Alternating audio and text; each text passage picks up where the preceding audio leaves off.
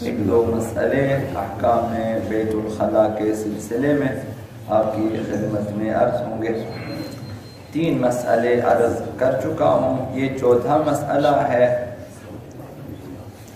آداب بیت الخلا اور احکام بیت الخلا کے سلسلے میں۔ بعض مقامات اور بعض جگہیں ایسی ہیں جو وقف ہیں مخصوص افراد کے لیے،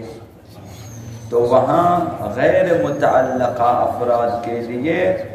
بیت الخلا استعمال کرنا، تخلی کرنا حرام ہے، جائز نہیں ہے۔ مثال کے طور پر اگر ایک ادارہ ہے کہ وہ ادارہ یتیموں کے لیے وقف ہے، کہ وہاں بعض یتیم رہتے ہیں جن کی سرپرستی کی جاتی ہے، وہ ادارہ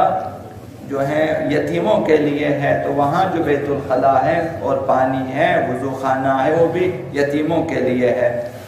یا وہاں رہنے والے یتیموں کے لیے ہے، تو باہر سے ہم لوگ جا کر وہاں وضو نہیں کر سکتے، بیت الخلا استعمال نہیں کر سکتے۔ اسی طرح بعض ادارے مثلا مخصوص کسی خاص اسکول کے لیے ہے، یا خاص اسٹاف کے لیے ہے، یا خاص ادارے کے لیے وقف شدہ ہیں، تو وقف شدہ مخصوص افراد کے لیے وقف شدہ اداروں میں اور مقامات پر ہمارے لیے بیت الخلا استعمال کرنا جائز نہیں ہے۔ لہذا بعض امام بارگاہیں اگر آپ نے دیکھا کہ وہ مخصوص ہیں بعض افراد کے لیے، یا ایک خاص قوم کے لیے انہوں نے وقف کیا ہے کہ یہ امام بارگاہ اور یہاں کی جو ہے بیت الخلا وغیرہ مثلا خاص قوم کے لیے وقف ہے، تو غیر قوم وہاں پہ جا کے استعمال نہیں کر سکتے۔ یا مثال کے طور پر دینی طلاب کے لیے اگر ایک جگہ وقف ہے، یا مثلا بیواؤں کے لیے کوئی خاص جگہ ہے جو وقف ہے، صرف ان کے لیے وقف ہے، تو غیر متعلقہ افراد کے لیے وہاں جانا اور بیت الخلا استعمال کرنا صحیح نہیں ہے۔ یہ پہلا مسئلہ۔ مومنوں کی قبور کی بے حرمتی ہوتی ہو تو وہاں تخلی حرام ہے۔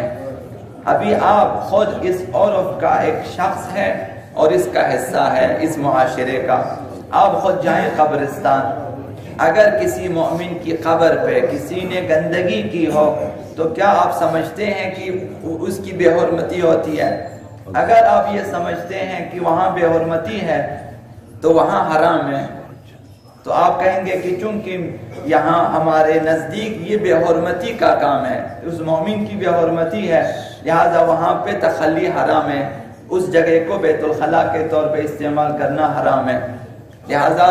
جو ہے ہمارے بچے اگر قبرستانوں میں جاتے ہیں، قبور کے پاس اگر نجاست کرتے ہیں، واش روم کے لیے بیٹھ جاتے ہیں، تو انہیں منع کرنی چاہیے اور انہیں بتانا چاہیے کہ وہاں مومنین کی قبریں ہیں، علماء کی قبریں ہیں اور متدین افراد کی قبریں ہیں، ان کی بے حرمتی ہوتی ہے، لہذا وہاں پہ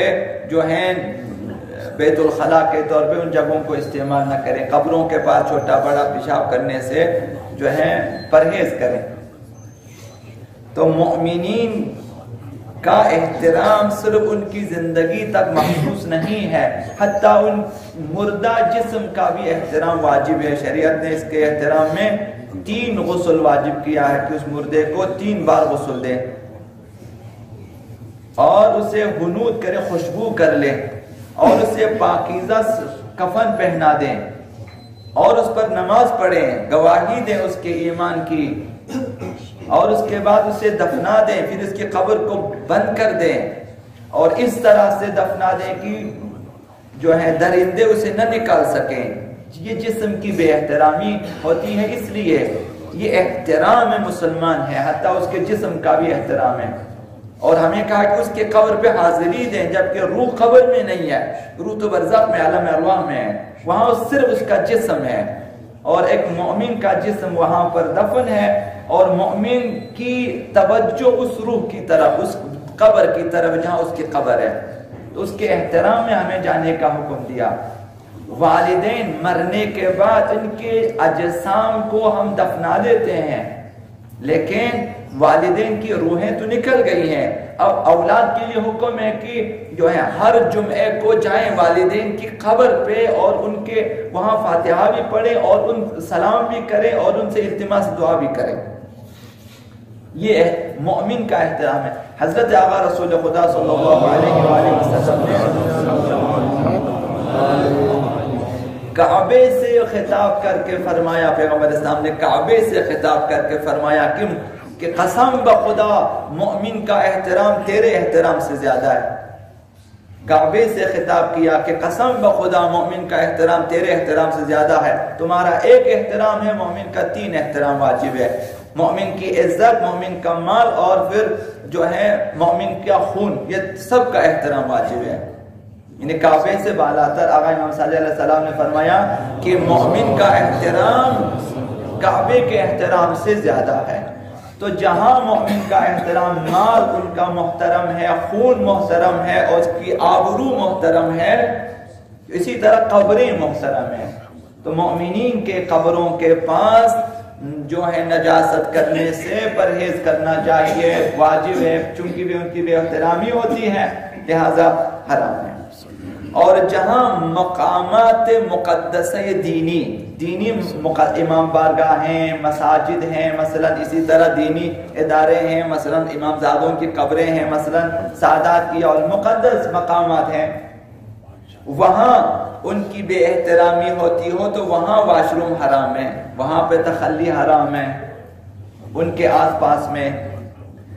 مساجد کا احترام واجب ہے اور ضروری ہے۔ ہمیں چاہیے کہ ہر انتظامیہ، ہر انجمن اپنی مسجدوں یا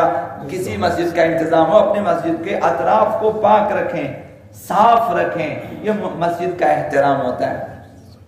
کہ دیکھیں حضرت آقا رسول خدا صلی اللہ علیہ وآلہ وسلم نے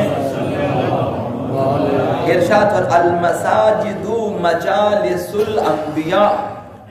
مسجدیں انبیاء کی محفل ہوتی ہیں۔ اب ارواح انبیاء یہاں پہ ہیں،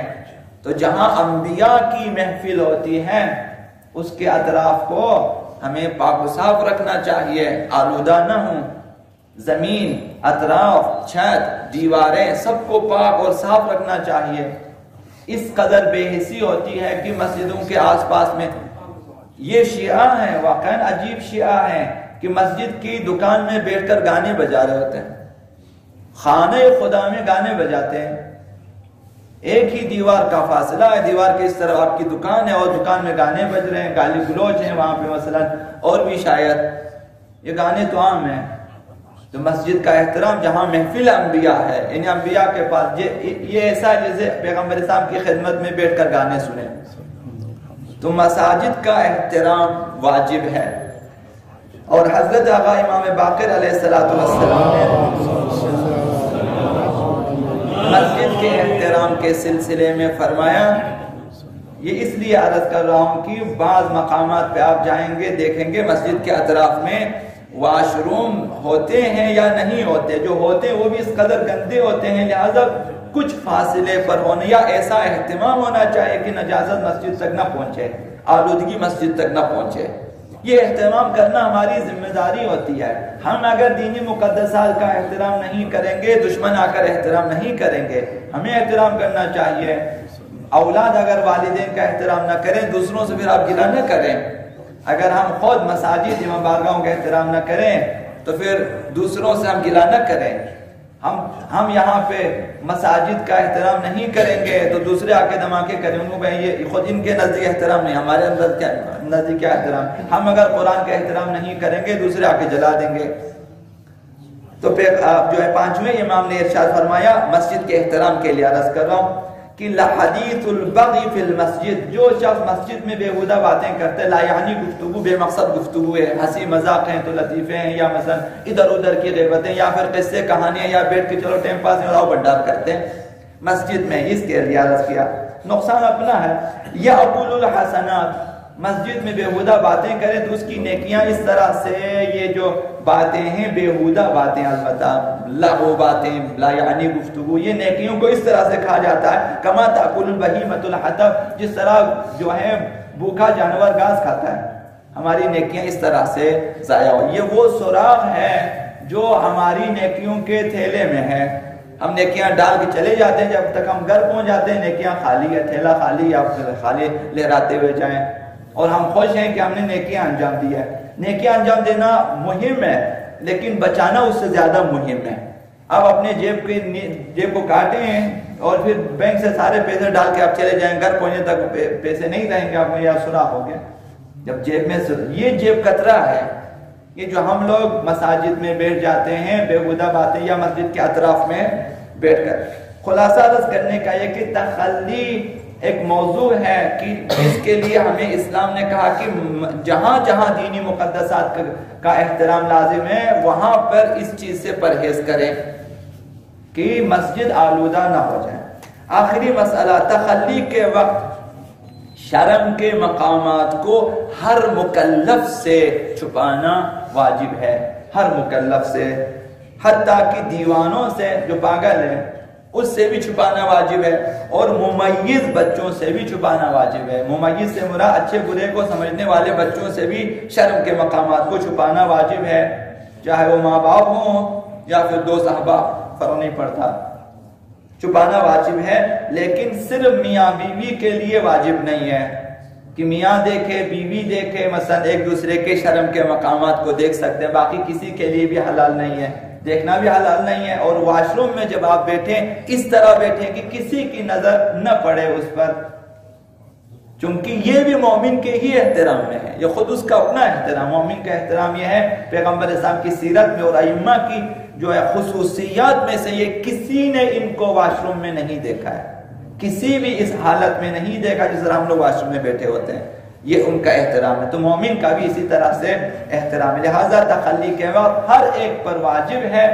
کہ وہ اپنے آپ کو تمام جو ہے حتیٰ ممیز بچوں سے، ہر مکلف شخص سے اپنے آپ کو چھپا دے۔